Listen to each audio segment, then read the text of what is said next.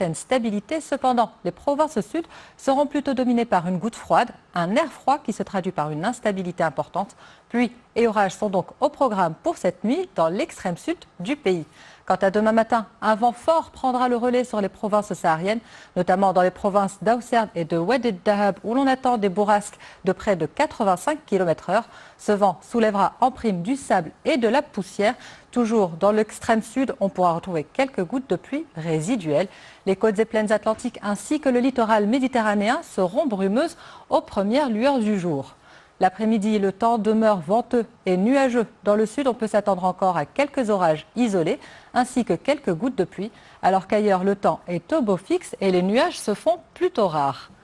Côté Mercure, pour la matinée, comptez près de 6 petits degrés en minimal à Ifrane, 20 en maximal à Smara, 16 à Agadir, 15 à Marrakech et près de 10 à Rabat.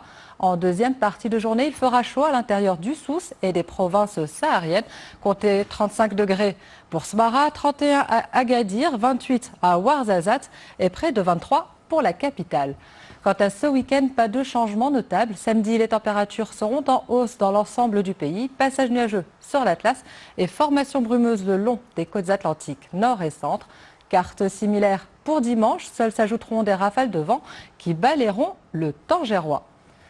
Aujourd'hui, nous sommes le 23 mars et nous célébrons également la journée mondiale de la météorologie. Cette journée est l'occasion de souligner le rôle vital que jouent les informations hydrométéorologiques et climatologiques dans la prévision des catastrophes qui se font plus intenses et plus fréquentes. Des avancées considérables ont été réalisées dans le domaine de la prévision, grâce notamment à la recherche météorologique et à la résolution spatiale.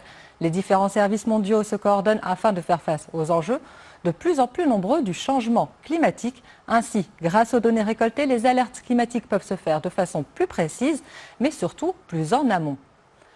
Voilà tout pour ce soir. Merci d'avoir suivi ce bulletin. Excellente soirée à toutes et à tous et à demain pour un nouveau point.